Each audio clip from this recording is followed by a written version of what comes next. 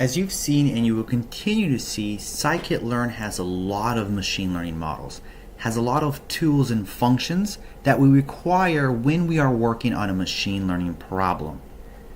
And I encourage you to spend some time and look at the scikit-learn website. You can see how it's broken down between the classifiers, the regressors, clustering models, dimensional reduction, model selection, pre-processing. You can go ahead and look at all the models, all the tools that scikit-learn has to offer you. It's a rather mature package that is well documented, so I encourage you to get familiar with the website, take a look at it, see what additional models you have. And of course, we'll be discussing some of the key models and how to use them and how to get the best performance out of them as we go throughout the course. Of course, we cannot talk about everything involved with scikit-learn, but the documentation is there. But the point I want to make here is that, of course, scikit-learn cannot provide you everything you need for the problem you're working on. Of course, there might be some tools, some models that they just don't have because your problem might be too specific or something like that, or perhaps it hasn't been developed just yet. But the nice thing about scikit-learn is that it's going to offer you a way for you to extend scikit-learn's functionality, particularly in the realm of creating your own custom estimators. This is often going to be the case where you have a data set that needs some sort of pre-processing. Data is found in so many different formats and so many different ways it's configured that there's just different ways we want to work with the data to get into the right format to pass it down to some other machine learning model, specifically some sort of predictor to make predictions on. For example, we can sketch this out using a process diagram. We have a data set. It's coming in right there. We got to apply some sort of transformation to this data to get into the right format, a very nice format for a downstream model. So there needs to be some sort of pre-processing that needs to go on here, some sort of transformation process before we feed it into a predictor.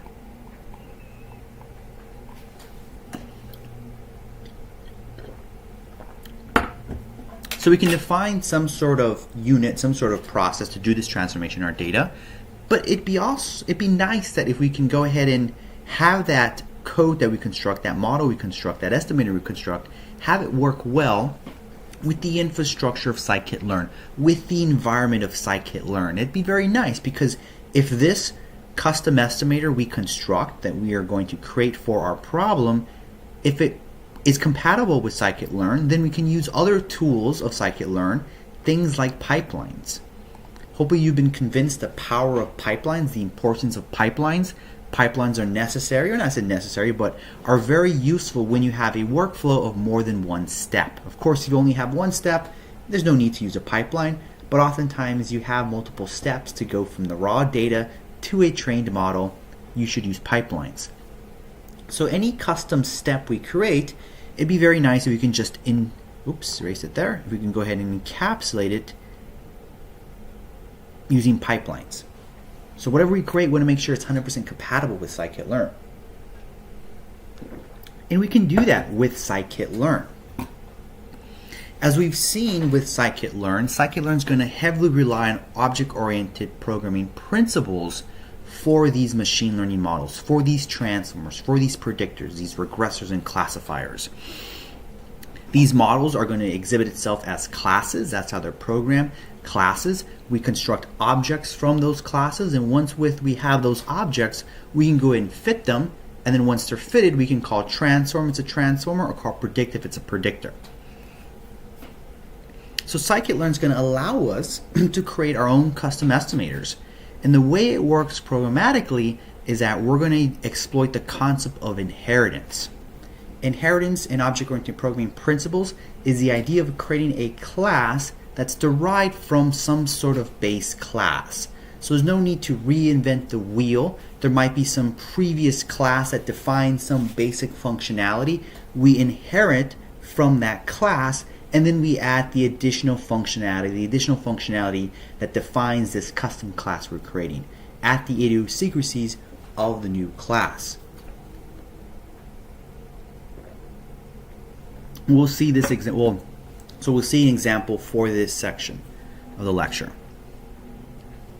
Now, let's say we have a data set And in this data set, there are perhaps rather extreme values of the features.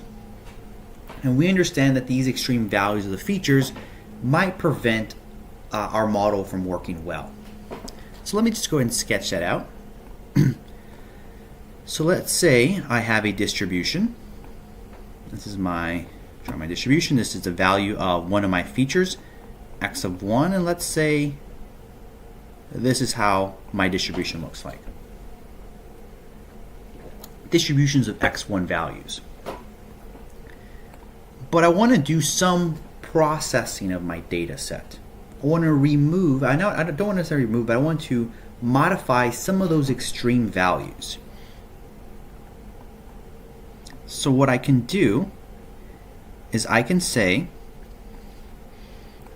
in this region of my distribution represents the 5 most extreme points on one end, the high extreme. But we also have low extremes. So let's say this cutoff represents the other extreme 5%, such that what remains in our data set is 90% inside this better behaved region. So what I want to do with my model, with some transform I want to create, I want to take points that reside above this marker, above this point, take those values and truncate their value. For example, if this cutoff exists, let's say at 7.5, all values greater than 7.5 get reduced to 7.5, are going to get pushed to exist within this ceiling for this feature. Very similar thing I want to do for the lower extreme. Let's say this cutoff exists at 0.3. So values less than 0.3 are going to exist in this 5% region.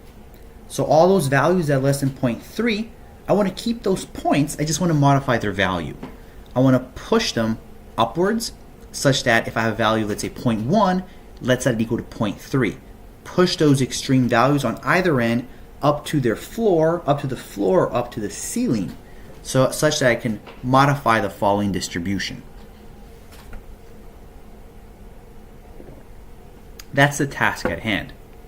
I want to create a tool, an analysis to do this pre-processing on my data set. But I want to do it all in the infrastructure of scikit-learn. I want to create a transformer that can work well with the other tools of scikit-learn. Specifically, so I can put it in a pipeline. I want to still use all the other tools afforded to me of scikit-learn. I want to make a custom transformer such that scikit-learn is going to see this model and it's going to think it's like any other transform it has built in. So that's the task at hand. Let's go about programming this custom transformer so we get an idea how we can go and extend scikit-learn with additional tools we can create for our specific problems and analysis.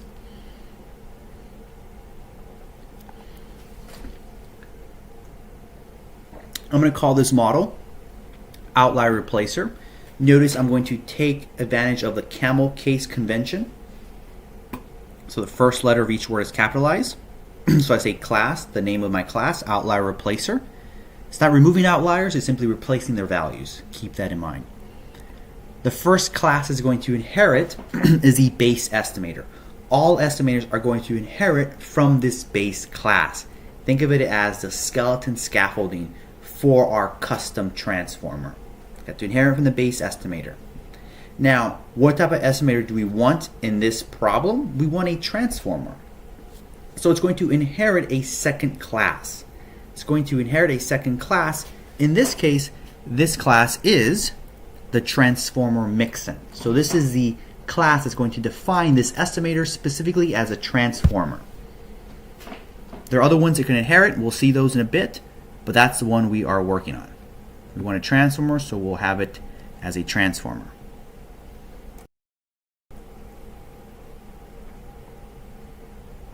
Okay. So for this, the first method we're going to define in our class is the init method. The init method of a class defines what are the attributes we want to define for an object when we create an object from the class. In this case, we want some flexibility for the user. We want the user to define where should these cutoffs be in terms of percentages. In this figure here, what I had the lower cutoff being 5%, so the lower 5%, but also want to cut off values that are greater than 95% of the points. So I have two cutoffs, the lower cutoff and the higher cutoff. So in this example here, if you're below 5%, those are the ones I'm going to modify the values, but also if it's greater than 95%. But it's also be nice if the user can modify these values. Perhaps I want something that is not as that is more lenient. Maybe perhaps I want to have my cutoffs located elsewhere. Maybe this represents only 1%. This region and this really small region also represents 1%. I know things aren't drawn to scale, so just believe me here. In that case, the cutoffs will be less than 1%. The values that are less than 1% of everything else, and those that are greater than 99% of the values. So that's a different cutoff, and I want to have that user to have that control, right? Let's make it general as possible. Let's make this class as general as possible. So that's going to manifest itself by these two attributes, Q lower and Q upper. Remember how the first argument of a method is self? Self is a strong convention in Python. It's going to refer to the object itself. So we're saying the object has an attribute called QLower, which is equal to QLower passed by when you created the object. Same thing with QUpper. Okay, we define the init method. The next method we need to define for our custom transformer is the fit method. Now in the fit method, here goes to code the calculations that are required to perform the transformation. So this is where this goes. This is sort of the gut, the main part of the method, of the class. So for this example, I need to figure out what is the value of my feature that represents these cutoffs. Is this 5% cutoff? Is it located at 7.5? Or is it located at 7? Is it located at 8? Where is the location of this cutoff? In other words, what is the feature value that represents these two cutoffs, the lower extreme and the higher extreme? I need to figure out where these cutoffs are. That's what needs to occur during the fit method, because if I know those cutoffs, if I know where those cutoffs occur in my distribution, then I can use that to modify my data set, to apply the transformation. This is something I need to know for my transformer. Anything that I need to know and calculate for my transformer, that's going to go into the fit method of my transformer. So a nice way we're going to figure out these cutoff points is by using the percentile function in NumPy. So let's go ahead and we can look at the code for that function, NP percentile. Take advantage of being able to look up the documentation in scikit-learn or any other packages we are using. Like I said before, it's impossible to memorize how exactly all these functions work all the time. These change as they update to different as you update the versions. Hopefully not too drastically, but just be comfortable enough you can open up the documentation and understand how it works. So if you look at here, it says compute the qth percentile of a data along the specified axis. This is exactly what we want to do. And of course, there's some examples later on, shows you the usage of this function. But what we'll want to do is pass a data set and say, figure out where is that cutoff. We want to figure out where is that the location of the cutoff, and that's where this percentile function will tell us.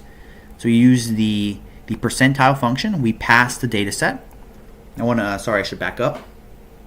Let's look at the signature of this method. In other words, this first line here. The first parameter is self. Don't forget about that. It's a common mistake. Then we're going to pass the data set. We pass the data we're going to use to fit the transformer. And since this transformer is not going to use any labels, we say y equals none. So don't forget to include this part of the method definition. Y equals none if you're not using the labels for the fit process. No need to use labels here. We set y equals none. All right. So we say, okay, figure out the location of the cutoff of this data set using Q upper and Q lower. And the values that we calculate that come out of this function, we want to store them in attributes called upper and lower. Why would we want to store these values? Why would we want to store these values as an attribute for any transformer object, this transformer object, any objects we create from this outlier replacer class? Why do we want to store these values?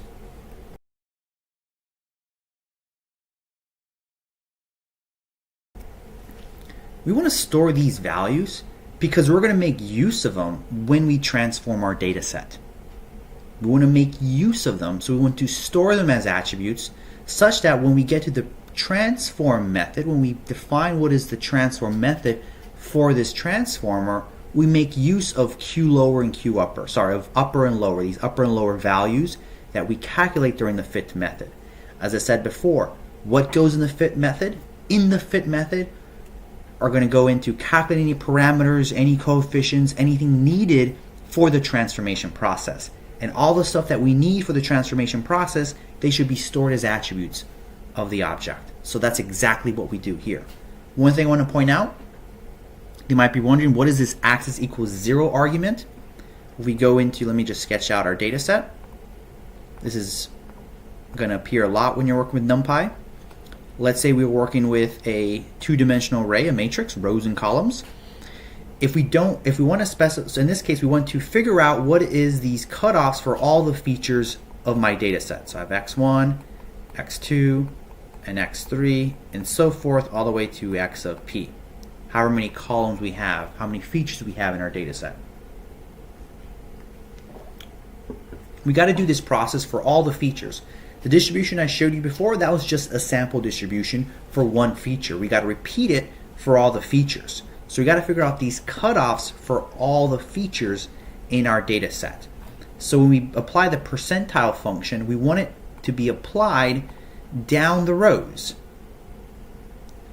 Because if we apply it down the rows, we're calculating a single value for each column. Since we are calculating this operation down the rows, in order for you to tell NumPy that's what you want to do, you have to set the keyword argument axis equal to 0. Because the axis 0 is the row axis. Rows are 0, columns are referred to as 1. If we wanted to do it by a different dimension, let's say across the columns, calculate some value across the columns, to get a single value for each row, you would say axis equal to 1, since you're performing it across the columns. In this case, we're doing it across the row, down the rows, we say axis equal to 0. You need to specify that when we do this operation. If you don't specify what axis, it does it for the entire matrix. We don't want that. We don't want a single value for the entire matrix. You want a single value for upper and lower for each column, for each feature. Hence why we got to set axis equal to 0. I want to make sure I point it out so it won't be too confusing. All right. When we're creating our custom transformers or any custom estimator, the fit method must return self, which is going to be a copy of the fitted estimator. I want to make sure return self. If you don't return self, if you try to use this in a pipeline or anything like that, you'll get some sort of error message saying about none doesn't have this type of thing. You'll get some messages about none in your error message if you forget to return self. So return self is going to return a reference to the estimator. So let's actually play around with this. Let's go ahead and run this code here, run this block. So we define our transformer with the init method and the fit method. So we just it doesn't have the transform method, but that's perfectly fine. Let's go ahead and we'll flesh that out in a bit. But let's play around with this whole return self thing. I know it can be a bit confusing when you first see it, when you're creating your own custom estimators, why you need it. Okay, so with what we have now, let's create a object of our outlier replacer.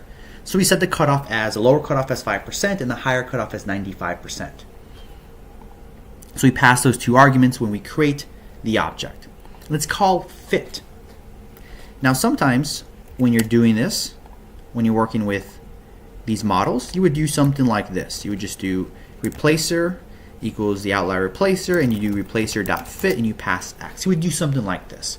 So notice in this situation, it looks like replacer, typo there. Oftentimes you would not assign the output of the fit method to some variable, to some name. You just simply have it because it's going to modify that object in place. But if you wanted to, you could have assigned the result, the return value of the fit, to some new name. In this case, we reference it to replacer underscore copy. And I want to prove to you that this name is going to refer to in memory the same object as replacer. We can do that by using the is statement. Replacer is replacer copy. This is going to return true if these two variables point to the same object in memory. Or we can do the comparison, we can do the check by looking at their ID. The ID function will give you I believe it gives you the memory address of the object. So if they're the same, then hey, these two variable names, even though they're different variable names, they point to the same object in memory. So this should return true on both instances, and indeed they return true. So replacer copy and replacer are the same thing.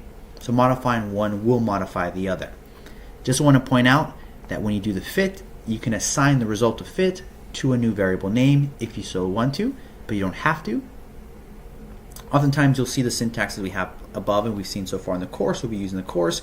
Create the object, create the estimator, estimator.fit, pass the data, and we don't assign the result of the fit method to anything. Okay, make sure we clarify that. So the last thing we got to do for this object, for this class, this custom class we're creating, we have to define the transform method. What does it mean to transform the data set? So let's define that transform. Notice in the transform method, the first argument is self, and the second argument is x. So there's no y's being passed. We're going to just transform the data set. First thing we were going to do is we're going to make a copy of the past data set. And this is helpful because we want to make sure that during the transformation process, we don't modify the original data set. We don't want that to happen.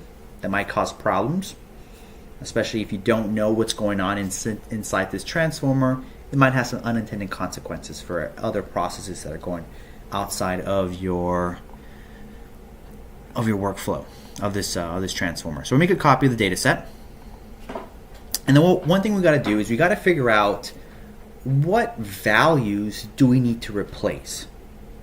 What values are within this extreme region, the lower and upper extreme.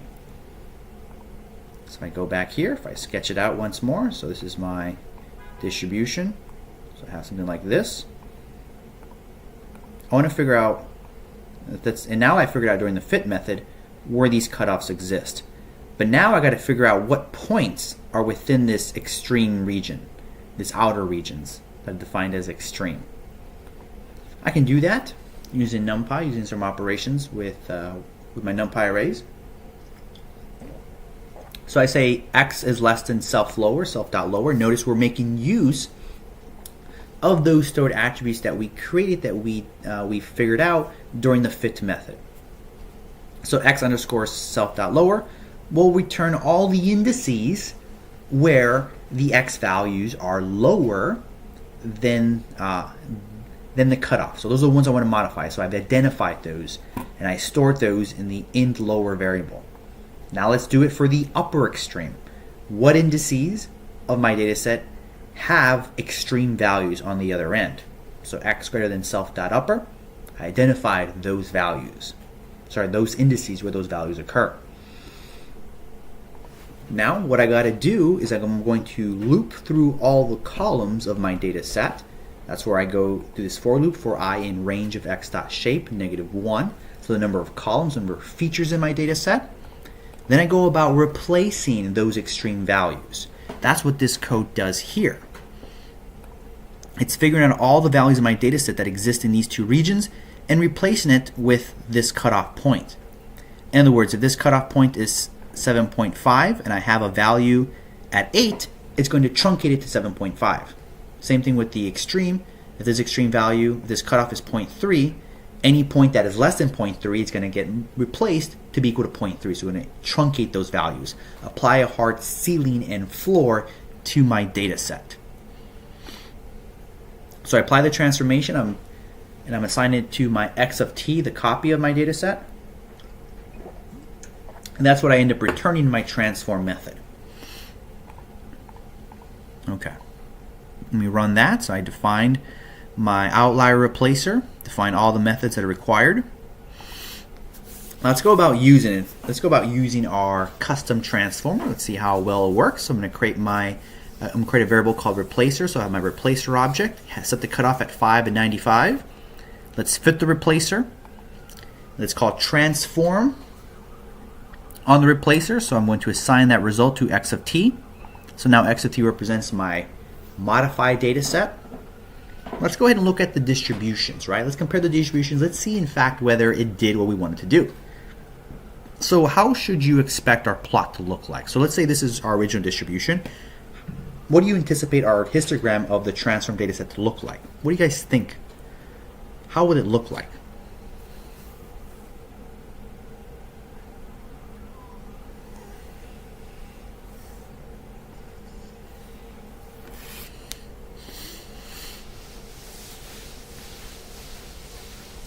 So essentially what our transformer is doing, it's taking these extreme values and then pushing them to this cutoff. It's taking these extreme values and it's pushing them to this cutoff. With a probability distribution function, we have a, quote, conservation of mass. The area under the curve must be equal to 1. So you can think of, we're pushing this mass that exists in the extremes, we're pushing it to the floor and the ceiling. So there's going to be a spike near these cutoff points. So that's what we anticipate how it's going to look like. Let's go ahead and look at the histogram for our 0 feature. Right, we can do this for all our 7 features in our data set, but let's just look at index 0, so column 0. Let's look at the original distribution, and let's look at the transform distribution. So notice in blue, so we have our distribution. It's got a tail on one end. But after the transformation, this mass here got pushed up. These masses here got pushed up, so that's why you have those spikes at the very end. So we've applied our transformation. We replace those extreme values with the floor and ceiling. Okay. And that should be, so that's all I want to say regarding custom transformers. So we'll discuss in a bit creating custom regressors.